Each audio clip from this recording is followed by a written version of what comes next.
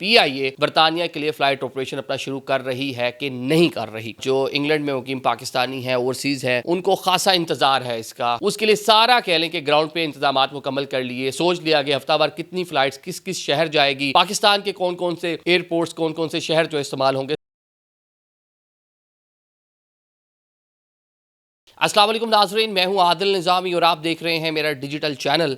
आज का vlog PIA के बरतानिया फ़्लाइट ऑपरेशन के हवाले से है। ख़ासा लोगों को पाकिस्तान में और जो इंग्लैंड में मुकीम पाकिस्तानी हैं, ओवरसीज़ हैं, उनको ख़ासा इंतज़ार है इसका। हम देख रहे हैं कि ऑडिट हो गया, बरतानवी जो सेफ्टी एजेंसी है उसके एहलकार पाकिस्तान आ गए। सारा मुआयना जो जो चीज़ें उन्होंने देखनी थी, टेक्निकल थी, ग्राउंड पे क्या होना है, प्लेन कौन से इस्तेमाल होने हैं, वो सारी चीज़ें देख कर चले गए। फिर पाकिस्तानी हुकाम जो है उन्होंने भी दौरा कर लिया, जिसके बाद कुछ डेट्स आई। जो एक पहली जो डेट थी वो आई 12 मार्च की।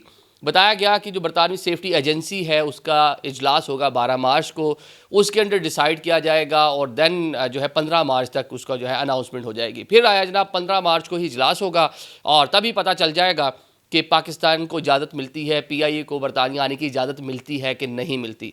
अब जनाब ज़रा ये कन्फर्म कर रहे हैं कि आज क्योंकि 15 मार्च है, हम भी खासा फोकस रखे हुए थे इसके ऊपर, देख रहे थे ताकि आपको इन्फॉर्म कर सकें कि कब से ये फ़्लाइट ऑपरेशन बहाल होगा, कब से पाकिस्तान के मुख्तलिफ़ शहरों से बरतानिया के मुख्तलिफ़ शहरों में फ़्लाइट ऑपरेशन का आगाज़ होगा।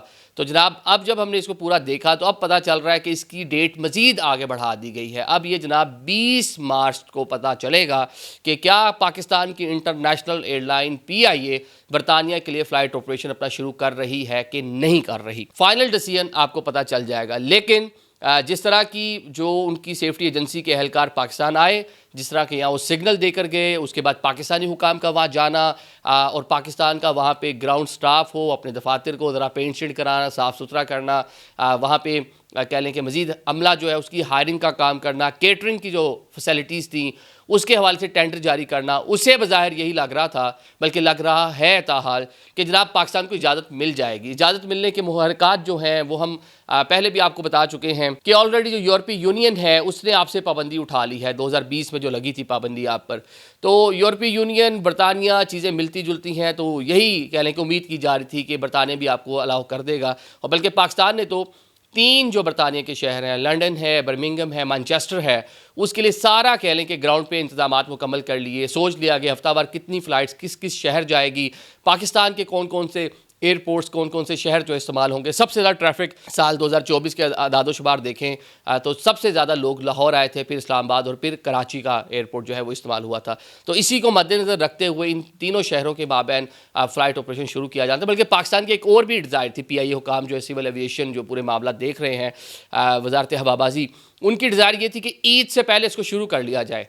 बल्कि हमने तो फ़ीता काटने की तैयारी कर ली थी कि 28 मार्च को इस्लामाबाद इंटरनेशनल एयरपोर्ट से पहली फ़्लाइट जो है मैनचेस्टर के लिए जाएगी, क्योंकि उम्मीद थी 12-15 तक ही मामला हो जाएगा। ग्राउंड पे मैं जैसे पहले बताया कि सारी चीज़ें ओके हैं, मतलब हमने सारे इंतजाम कर रखे हैं। लेकिन अब जनाब ये इजलास मज़ीद कह लें कि 5 रोज़ आगे चला गया है। ये सेफ्टी एजेंसी अप्रूवल देगी, फिर महकमा ट्रांसपोर्ट जो बरतानिया का है वो फाइनलाइज़ करके गवर्नमेंट ऑफ पाकिस्तान को इसे आगाह करेगा कि आप जनाब अपना फ़्लाइट ऑपरेशन शुरू कर सकते हैं। आज जब हम इस अपनी आप तक ये न्यूज़ पहुँचाने के लिए कुछ रिसर्च कर रहे थे कि बहुत सारी चीज़ें हमारी टीम के सामने आई। वो एक ये थी कि PIA ने अपनी वेबसाइट पर जो टिकट्स वगैरह है उसके साथ उन्होंने लंदन के लिए टिकट्स बुकिंग और लेकिन उसको कनेक्ट कर रहे हैं वो जरा पेरिस टू लंदन, कि आप पेरिस जाएं और वहाँ से फिर आगे लंदन चले जाएं। फिर जब हमने थोड़ा सा और इसको देखा कि इतना फासला शासला कितना है, कुछ 450 किलोमीटर का जो है डिस्टेंस गूगल हमें बता रहा है कि जनाब इतना डिस्टेंस है 450 किलोमीटर का पेरिस टू लंदन। तो अब आप पेरिस जाएं और पेरिस से बरास्ता सड़क और वो जो चैनल बनी हुई है ब्रिटिश जो चैनल है उसके ज़रिए आप जनाब आराम से चले जाएँ। ट्रेन भी चलती है जिस तरह बताया जाता है। तो जनाब इसके ज़रिए ये हो सकता है, लेकिन डायरेक्टली जो फ़्लाइट ऑपरेशन है उसके बारे में भी कह लें कि एक बार दोबारा से अबहम पैदा हो गया। अबहम क्यों पैदा हुआ है कि तख़ीर कर दी 12, फिर 15 और अब 20। ये तो हो गया एक मामला। ईद से पहले तो अब जो आप सोच रहे थे कि ये हो पाएगा तो अब मुश्किल है, लेकिन इसी टाइम पीरियड में एक ऐसी खबर आई है जिसने PIA की कह लें कि आलमी सतह पर समहाउ थोड़ी सी बदनामी का बाइस बनी है। दुनिया भर में एविएशन को हादसात होते हैं, बल्कि आजकल अमेरिका जो है वहाँ तो बहुत ही बुरे हालात हैं। आपने जो जनूबी कोरिया है वहाँ पे भी देख लिया। दुनिया में कई एयरलाइंस को भी रिसेंटली, बल्कि साल जो 2024 था उसका आखिर और 2025 का शुरू, एविएशन को पता नहीं क्या बुरा टाइम आया हुआ है ना। आए रोज़ कोई ना कोई एविएशन के हवाले से खबर आती है। 2 दिन पहले जिस तरह अमेरिका में डेनवर एयरपोर्ट के ऊपर अमेरिकन एयरलाइन की फ़्लाइट के अंदर जिस तरह आग लगी है, वो शोले आपने देखे, 12 लोग उसमें इंजर्ड भी हुए हैं। लेकिन पीआईए क्योंकि अनोखी है, बाकबाल लोग, लाजवाब सर्विस, हम पीआईए को बड़ा एडमायर करते हैं। हमारी कौमी एयरलाइन है, बहुत एक्साइटेड होते हैं, बहुत खुश होते हैं जब कोई नया डेस्टिनेशन स्टार्ट होता है। लेकिन अब जो ये खबर आई है वो यही थी, आपको मालूम ही होगा कि दौरान परवाज़ एक कह लें कि टायर ही गायब हो जाता है, एक पहिया ही गायब हो जाता है। मतलब कि कराची से जहाज़ उड़ता है और जनाब लाहौर जब पहुंचता है तो उसका जनाब एक टायर ही गायब है, एक पहिया ही नहीं है जहाज़ का। तो वो कह लें कि लोग ही हैरान रह गए किस तरह ये, ना किसी को पता चला। तो उस पहिए की तलाश की जाती रही। अब बिला आखिर पहिया जो है कराची एयरपोर्ट पर ही बोइंग 777 जो रिमोट पार्किंग एरिया में खड़ा हुआ था, तो उसका जो लैंडिंग गियर था उसके चरणों में पड़ा हुआ था। वैसे एयरबस ये छोटा जहाज़ होता है, बोइंग 777 बड़ा जहाज़ है। पता नहीं कोई ईद मिलने गया था पहिया, कोई गपशप लगाने गया था, अभी समझ नहीं आ रही। लेकिन इतनी मीम्स इसके ऊपर बनी हुई हैं, इतना लोग इसका मजाक उड़ा रहे हैं जनाब। आलमी सतह पे मैंने देखी बहुत सारी खबरें, जो एविएशंस के मुख्तलिफ जो पेजेस बने हुए हैं वहाँ पे इसको डिस्कस किया जा रहा है। पाकिस्तान मेन स्ट्रीम मीडिया इसको हाईलाइट कर रहा है। अब एयरबस जो कंपनी है उसने भी इस पर तहकीकात का फैसला किया है। जो पीआईए हुकाम है उनसे उन्होंने जनाब 3 माह की इस फ्लाइट की सारी डिटेल्स मांगी हैं। जहाज़ को अगरचे ग्राउंड कर दिया गया है, लेकिन कह लें कि उस टाइम पर जब आप एक तरफ अपने जो नए डेस्टिनेशन जो पहले भी आपके उनको रिज्यूम करने जा रहे हैं, बरतानिया जाना चाह रहे हैं, सेफ्टी के मामलात हैं, इसी नोयत के जहाज़ आपने इस्तेमाल करने ना सारे जो आपके चलें। तो A320 था, आपने बोइंग 777 इस्तेमाल करने हैं।